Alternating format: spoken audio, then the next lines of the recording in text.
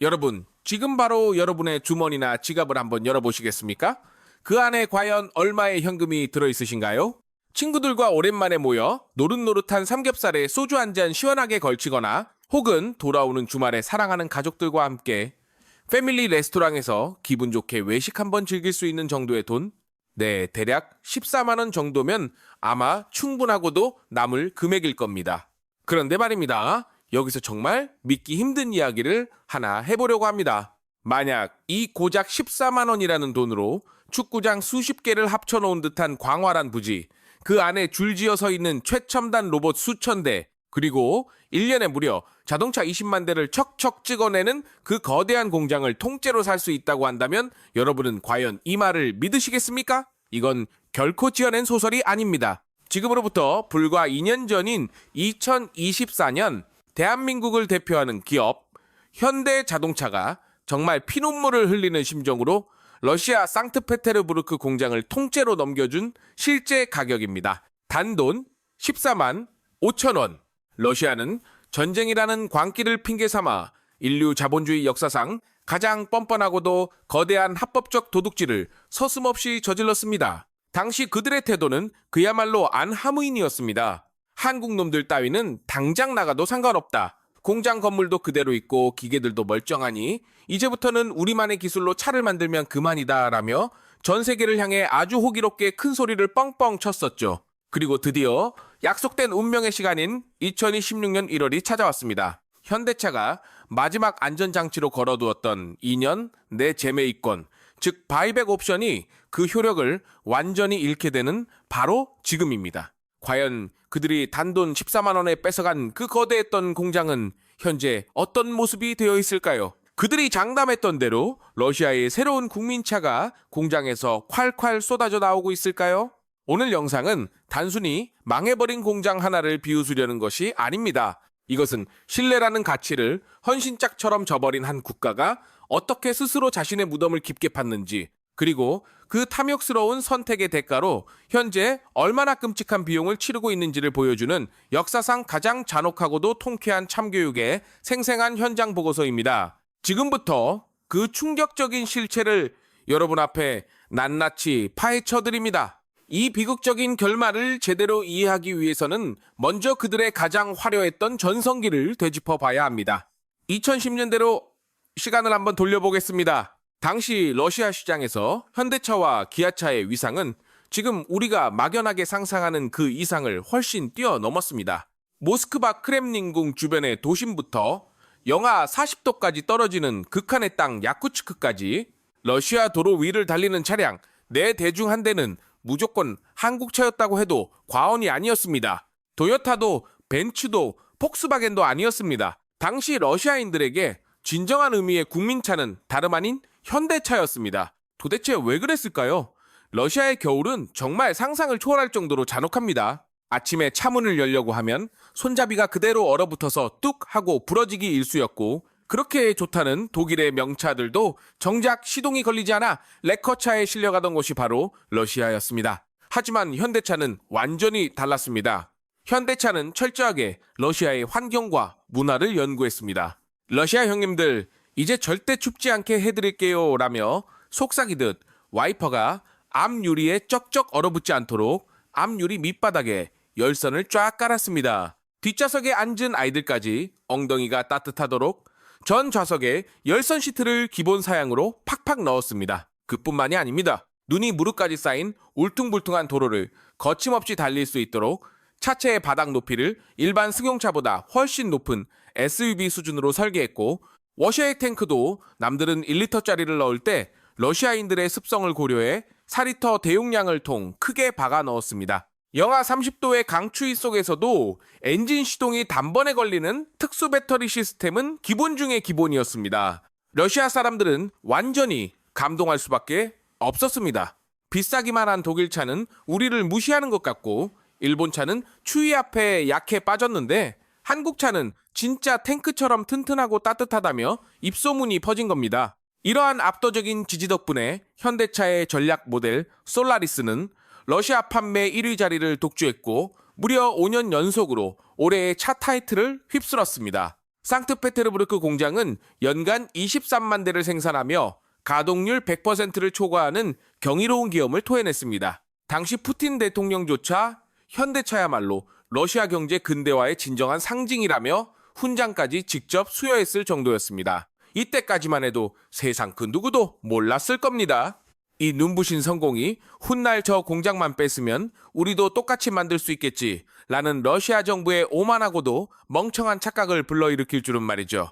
황금알을 낳는 거위의 배를 가르면 어떻게 되는지 그들은 그때까지 꿈에도 생각지 못했던 것입니다. 하지만 영원할 것만 같았던 이 눈부신 영광의 시대는 지난 2022년 2월 블라디미르 푸틴의 치명적인 오판으로 시작된 우크라이나 침공과 함께 한순간에 산산조각이 나고 말았습니다. 전쟁이 터지자마자 서방 세계의 강력한 제재가 빗발치듯 시작되었고 자동차 생산의 생명선이라 할 수 있는 핵심 부품들의 공급길이 완전히 막혀버렸습니다.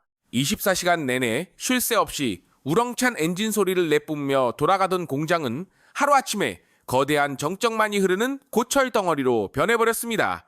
현대자동차는 그 절망적인 상황 속에서도 언젠가 전쟁이 곧 끝나기만을 간절히 기도하며 현지 직원들의 월급을 꼬박꼬박 챙겨주었고 공장 설비가 부식되지 않도록 막대한 유지보수 비용을 감당하며 끝까지 버텼습니다. 하지만 당시 러시아 정부가 보여준 행태는 국가의 탈을 쓴 강도나 다름없었습니다. 공장을 당장 돌리지 않을 거라면 모든 설비를 내놓고 이 땅에서 나가라. 만약 순순히 따르지 않는다면 국유화를 통해 강제로 뺏어버리겠다며 현대차의 목을 조여왔습니다. 현대차에게는 사실상 선택지가 없었습니다. 아무런 보상도 없이 고스란히 국가에 뺏기느냐 아니면 단돈 몇 푼이라도 받는 척하며 훗날을 도모할 수 있는 매입 권리라도 챙기느냐의 기로에 선 것입니다. 결국 2024년 1월 현대자동차는 인류 비즈니스 역사상 가장 치욕적인 계약서에 도장을 찍게 됩니다. 전체 매각 대금은 고작 만루블, 당시 환율로 계산하면 정확히 14만 5천 원이었습니다. 러시아 정부와 언론들은 마치 전쟁터에서 값진 전리품이라도 챙긴 것처럼 승리감에 취해 의기양양했습니다. 그들은 아주 단순하게 생각했습니다. 로봇팔도 그대로 있고 조립 라인도 멀쩡하게 살아있으니 한국 애들이 두고 간 설계도만 대충 훑어보고 버튼만 딱 누르면 어제처럼 차가 콸콸 쏟아져 나오겠지라고 말입니다. 하지만 여러분, 현대자동차는 결코 호락호락한 바보가 아니었습니다. 14만 5천 원이라는 모욕적인 금액을 받고 공장을 넘겨주면서 현대차는 공장의 숨통을 단숨에 끊어버리는 이른바 킬 스위치를 작동시켰습니다. 그것은 바로 핵심 소프트웨어와 글로벌 공급망의 완벽한 차단이었습니다. 오늘날의 자동차는 과거처럼 단순히 두드려 만드는 쇳덩어리가 아닙니다. 부품만 무려 3만 개가 넘게 들어가고 그 수만 개의 부품을 정밀하게 제어하는 소프트웨어는 웬만한 슈퍼컴퓨터보다도 복잡하고 예민합니다. 엔진의 폭발과 출력을 제어하는 ECU, 충돌 시 승객의 생명을 지키는 에어백 제어 모듈, 급제동 시 바퀴가 잠기는 것을 막아주는 ABS 센서까지 이 모든 핵심 부품들은 러시아의 기술력으로는 도저히 흉내조차 낼 수 없는 하이테크 기술의 결정체입니다. 현대차는 공장이라는 거대한 몸체는 어쩔 수 없이 두고 왔지만 그 몸을 움직이게 하는 영혼인 소프트웨어와 두뇌 역할을 하는 핵심 부품 공급을 아주 완벽하게 그리고 잔혹하게 끊어버렸습니다. 수천억 원짜리 최첨단 로봇팔이 눈앞에 버젓이 있어도 정작 명령을 내릴 뇌가 사라져 버렸으니 그 거대한 공장은 그저 값비싼 고철들을 모아놓은 거대한 전시장에 불과했던 것입니다. 현대차가 떠난 직후 러시아는 AGR이라는 급조된 회사를 앞세워 공장을 억지로 재가동하기 시작했습니다. 그리고는 정말 뻔뻔하게도 현대차의 모델명인 솔라리스를 그대로 가져와 자기들의 브랜드 이름으로 박아버렸습니다. 이건 마치 나이키 공장을 뺏어서 신발을 만든 뒤 대놓고 에어조던이라는 이름을 붙여 파는 꼴이나 다름없는 파렴치한 짓이었죠. 초반에는 차가 어느 정도 나오는 것처럼 보였습니다. 공장 구석구석을 이잡듯 뒤져보니 현대차가 미처 챙겨가지 못한 재고 부품들이 대략 7만 대 분량 정도 남아있었기 때문입니다. 러시아는 그 남겨진 부품들로 마치 레고 블록 맞추기를 하듯 차를 조립하기 시작했습니다. 하지만 진짜 재앙은 그로부터 딱 3개월 뒤 그나마 있던 재고가 바닥이 나면서 시작되었습니다. 당황한 러시아 엔지니어들은 이때부터 정말 엽기적이고도 위험천만한 짓을 벌이기 시작합니다. 부족한 핵심 부품을 메우기 위해 2차 저차에서 부품을 뜯어와 돌려막기를 하거나 출처도 알 수 없는 저가형 중국산 부품을 규격도 무시한 채 억지로 쑤셔넣기 시작한 것입니다. 정규 규격조차 맞지 않는 부품을 망치로 사정없이 때려 박으니 이른바 현대 과학기술의 괴물인 프랑켄슈타인 자동차가 탄생하고야만 것입니다. 그 결과는 참담함을 넘어 공포스러웠습니다. 시동을 걸면 계기판은 각종 엔진 경고 등으로 가득 차 마치 화려한 크리스마스 트리처럼 번쩍였지만 그들은 그저 무시하고 차를 출고했습니다. 일단 굴러가기만 하면 장땡 아니냐는 식의 무책임한 태도였죠. 러시아의 그 혹독한 추위를 견디게 해주었던 그 전설적인 열선 시트는 핵심 부품이 없어 아예 빠져버렸고 에어백이 사고 시에 제대로 터질지 안 터질지는 이제 며느리도 모르는 위험천만한 신세가 되었습니다. 심지어 생명줄이나 다름없는 ABS 브레이크 센서조차 없는 차들이 뻔뻔하게 신차라는 타이틀을 달고 시장에 쏟아져 나왔습니다. 러시아 소비자들의 분노는 그야말로 하늘을 찔렀습니다. 한 유명 러시아 유튜버가 올린 리뷰 영상은 전 세계에 큰 충격을 주었습니다. 여러분, 이것이 바로 2025년형 신차의 실체입니다라며 절규하는 그의 영상 속에서 갓 출고된 차의 문짝을 뜯어보니 안쪽에는 이미 벌건록이 쓸어 있었고 복잡한 배선들은 엉망진창으로 꼬여 있었습니다. 영하 20도만 되어도 최첨단이라던 액정 화면은 먹통이 되어버렸죠. 그는 영상 마지막에 이렇게 탄식했습니다. 우리는 진심으로 한국의 현대차를 그리워하고 있다. 적어도 한국 사람들은 우리를 추위에 떨게 만들지는 않았다라고 말이죠. 겉모습은 번드르르한 2024년형인데 실제 성능은 1980년대 포니 엑셀보다도 못한 원시 시대의 고철덩어리. 이것이 바로 남의 기술을 도둑질한 자들이 받아든 첫 번째 가혹한 청구서였습니다. 부품은 바닥나고 공장은 멈췄으며 국민들은 제발 제대로 된 차 좀 내놓으라고 아우성치는 상황. 벼랑 끝에선 러시아가 비굴하게 손을 내밀 곳은 단 한 군데뿐이었습니다. 바로 동쪽에 위치한 거대 국가 중국이었죠. 우리 같은 반미 동맹국끼리 이럴 때 좀 돕고 살아야 하지 않겠나 하며 러시아는 중국이 든든한 구세주가 되어줄 것이라 철석같이 믿었습니다. 하지만 중국은 자선 사업가가 아니라 피도 눈물도 없는 철저한 장사꾼이었습니다. 현대, 기아, 벤츠, BMW 같은 강력한 경쟁자들이 제발로 나가준 러시아 시장은 중국에게는 그야말로 주인 없는 노다지판이었습니다. 중국 기업들은 속으로 웃음을 꾹 참으며 계산기를 두드렸고 러시아의 목줄을 쥔 채 아주 가혹한 조건들을 내걸었습니다. 가장 먼저 벌어진 일은 가격의 배신이었습니다. 상식적으로 14만 5천 원에 공장을 거저 얻었으면 차값이 싸져야 하는 것 아닙니까? 그런데 정반대의 기현상이 벌어졌습니다. 전쟁 전 현대 솔라리스 한 대의 가격은 약 1,500만 원 수준으로 서민들이 열심히 월급을 모으면 충분히 살 수 있는 국민차였습니다. 그런데 지금 중국산 부품을 가져와 조립했거나 중국에서 직수입한 차들은 기본이 4천만 원을 훌쩍 넘어갑니다. 차값은 무려 3배나 뛰었는데 품질은 오히려 형편없이 떨어지는 기가 막힌 상황이 벌어진 것입니다. 중국 기업들은 너희, 우리, 아니면 이제 차 못 만들잖아 라며 노골적인 배짱 영업을 시작했습니다. 러시아 국민들은 공장은 공짜로 가져가 놓고 왜 차값은 람보르기니만큼 비싸냐며 분통을 터뜨리지만 이제는 아무 소용없습니다. 그게 싫으면 걸어 다니거나 말을 타고 다녀야 하는 처지가 되었으니까요.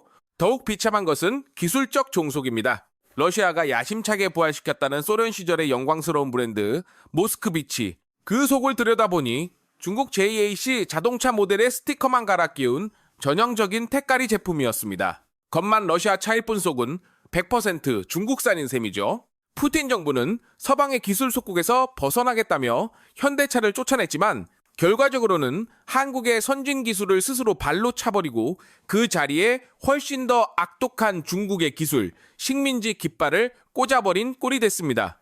이제 러시아는 독자적인 기술을 배울 기회도 대등하게 협상할 힘도 모두 잃어버렸습니다. 그저 중국이 가격을 올린다고 하면 네 알겠습니다 해야 하고 불량품을 섞어보내도 네 감사합니다 하며 받았어야 하는 중국의 거대한 하청 공장으로 전락해버린 것입니다. 상황이 이렇다 보니 현재 러시아 전역에서는 아주 기이하고도 서글픈 풍경이 연일 펼쳐지고 있습니다.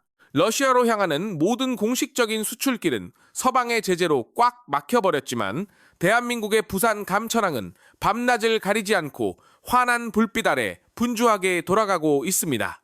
바로 중앙아시아의 키르기스탄이나 카자흐스탄을 우회하여 러시아로 들어가는 이른바 어둠의 중고차 루트가 폭발적으로 활성화되고 있는 것입니다. 러시아 정부는 자국 산업을 보호하겠다며 이런 식으로 들어오는 차들의 세금을 왕창 올리며 방해하고 있지만 러시아 사람들은 오히려 웃돈을 얹어가면서까지 한국산 중고차를 기어코 찾아냅니다. 그들은 이미 본능적으로 알고 있습니다. 언제 멈출지 모르는 불안한 중국산 새 차를 타느니 차라리 10년 넘게 구른 튼튼한 현대차 중고를 타는 것이 혹독한 겨울날 자신의 목숨을 부지하는데 훨씬 이득이라는 사실을 말입니다. 이제 러시아 거리에서 한국차의 몸값은 부르는 게 값이 되었을 정도로 귀한 대접을 받고 있습니다. 하지만 여러분, 우리가 여기서 정말 주목해야 할 진짜 어둡고도 비참한 진실은 따로 있습니다. 공장이 멈춘 이유가 단지 부품이 없어서일까요? 이 14만 5천 원짜리 공장의 비극 뒤에는 사람이 사라졌다는 더 거대한 공포가 숨어 있습니다. 공장은 총칼로 뺏었을지 몰라도 정작 그 복잡한 공장을 돌려야 할 젊은 유능한 엔지니어들과 숙련된 노동자들은 지금 모두 차디찬 전선으로 끌려갔습니다. 현재 우크라이나 전선에서는 매달 3만 명이 넘는 러시아 청년들이 허망하게 목숨을 잃거나 평생 씻을 수 없는 불구가 되고 있습니다. 특히 우크라이나의 최첨단 드론 부대는 러시아군에게 공포 그 자체입니다. 마치 모니터를 보며 게임을 하듯 러시아군을 사냥하는 잔인한 드론 공격에 산업 현장의 기둥이 되어야 할 20대와 30대의 핵심 인력들이 소모품처럼 허무하게 갈려나가고 있습니다. 지금 러시아 공장에는 정교한 기계를 다룰 줄 아는 숙련된 기술자가 씨가 말랐습니다. 그 빈자리를 중앙아시아에서 온 저임금 노동자들이나 이미 은퇴한 노인들이 억지로 채우고 있습니다. 수천억 원짜리 정밀 로봇을 제대로 다룰 줄 아는 사람이 없으니 기계는 녹슬어가고 불량률은 걷잡을 수 없이 치솟고 있습니다. 경제 전문가들은 이것을 두고 영혼 없는 좀비 경제라고 부릅니다. 겉으로는 공장이 돌아가는 척하지만 속은 이미 시커멓게 썩어 문드러진 상태라는 뜻입니다. 푸틴이 전쟁이라는 광기에 사로잡혀 위대한 러시아를 외치는 동안 정작 러시아의 미래를 책임질 산업의 허리는 완전히 끊어져 버렸습니다. 그리고 오늘 현대차가 공장을 넘기면서 걸어두었던 마지막 희망의 끈인 2년 바이백 옵션이 공식적으로 만료되었습니다. 러시아 내부에서는 내심 기대했을 겁니다. 전쟁도 길어지고 상황이 여의치 않으니 한국 기업들이 수조 원의 공장 설비가 아까워서라도 다시 돌아오겠지라고 말입니다. 그때 못 이기는 척 받아주면 우리 공장도 다시 살아날 것이라며 헛된 꿈을 꾸고 있었을 것입니다. 하지만 현대차의 대답은 싸늘한 침묵과 완벽한 무시였습니다. 현대차는 단 한 번도 뒤를 돌아보지 않았습니다. 왜냐고요?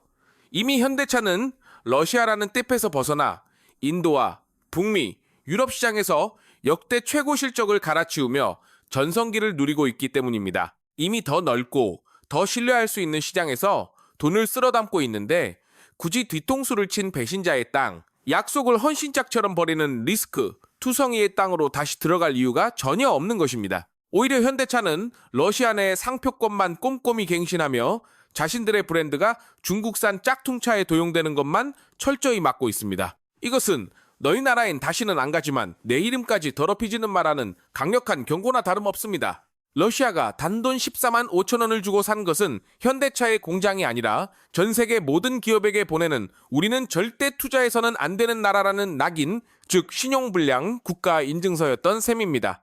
러시아는 단돈 14만 5천 원의 수조 원짜리 공장을 꿀꺽 삼키며 승리했다고 자축했지만 2년이 지난 지금 그들의 손에 남은 것은 무엇입니까? 멈춰버린 로봇팔과 중국어가 적힌 정체불명의 부품 박스들, 시동조차 제대로 걸리지 않는 짝퉁 자동차, 그리고 영원히 돌아오지 않을 파트너의 빈자리뿐입니다. 최근 인터넷 커뮤니티에서는 이번 사태를 두고 한 누리꾼이 남긴 댓글이 큰 공감을 얻고 있습니다. 공산주의나 독재 국가들은 예나 지금이나 절대 믿으면 안 된다 하는 짓들이 하나같이 야비하고 똑같다라는 말입니다. 정말 틀린 말이 하나도 없습니다. 이번 사건은 전 세계에 아주 중요한 교훈을 남겼습니다.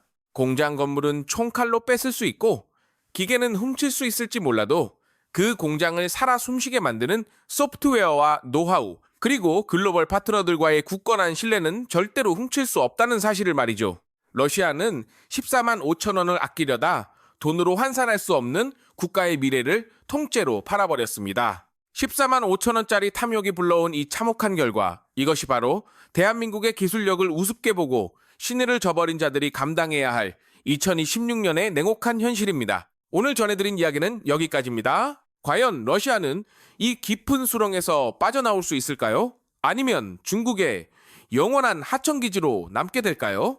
여러분의 날카로운 의견을 댓글로 자유롭게 남겨주시기 바랍니다. 오늘 이야기가 유익하고 흥미로웠다면 구독과 좋아요, 알림 설정까지 꼭 부탁드립니다. 저는 다음에도 더 소름 돋는 경제 뒷이야기와 깊이 있는 분석으로 여러분을 찾아오겠습니다. 끝까지 시청해주셔서 진심으로 감사합니다.